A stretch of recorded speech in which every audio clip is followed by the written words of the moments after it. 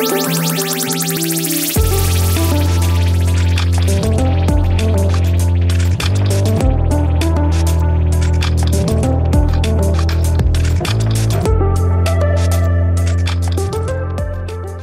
y a 3 grandes missions à l'IERDJ. Une première mission qui consiste à soutenir et financer des recherches scientifiques sur tous les thèmes du droit et de la justice. Une deuxième mission qui consiste à produire plus en interne ou avec l'aide d'universitaires et de scientifiques en externe, des études, des analyses sur des sujets plus précis. Et enfin, une troisième mission qui consiste à diffuser et valoriser tous ces travaux et ces matériaux.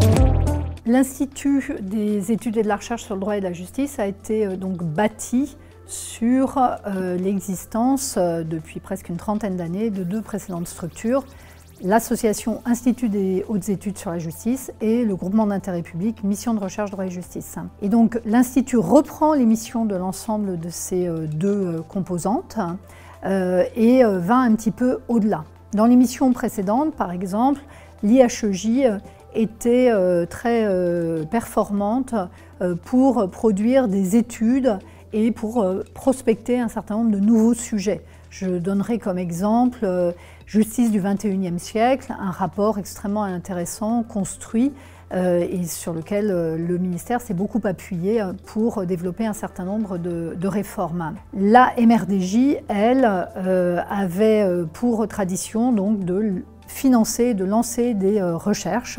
Plus de 500 rapports de recherche ont été publiés par la MRDJ depuis sa création et également donc de délivrer les 2 prix de thèse Carbonnier et Vendôme.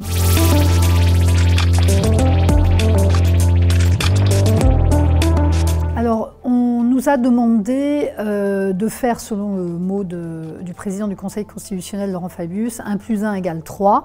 C'est-à-dire non seulement nous devons reprendre l'ensemble des missions des précédentes structures, mais aller au-delà. Aller au-delà, tout d'abord, dans une meilleure prise en compte de la société civile, de ses aspirations, des attentes des justiciables et des citoyens, et de mieux diffuser la connaissance sur le droit et la justice au grand public. C'est un objectif de moyen et long terme pour ce qui est des outils de diffusion, bien évidemment. Deuxième élément, on nous demande de systématiser l'approche comparée européenne et internationale. Donc pas simplement de regarder ce qui se fait à l'étranger, mais d'essayer vraiment d'entrer dans une analyse comparée, ce qui demande beaucoup d'investissement et ce qui donc est également un objectif de moyen et long terme, même si d'ores et déjà, notamment l'IHEJ, travaillait beaucoup avec l'étranger. Et troisième modification, évolution, qui était déjà en germe dans les structures, c'est vraiment de mettre plus l'accent sur la prospective en essayant de développer des outils et des méthodes qui permettent d'analyser les tendances à venir.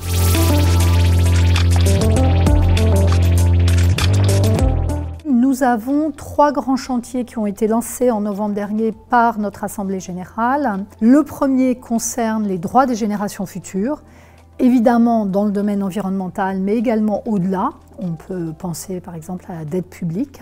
Donc ça couvre vraiment un vaste panel de sujets.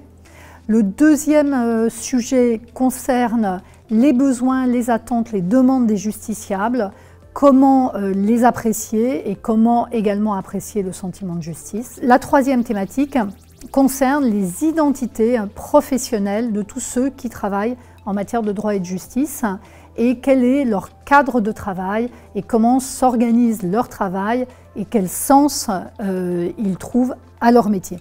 Donc ça fait déjà 3 gros sujets importants qui ont donné lieu ou vont donner lieu à des appels à projets de recherche, mais également à des groupes de réflexion internes qui, eux, donneront lieu à des séminaires, à des publications plus ciblées.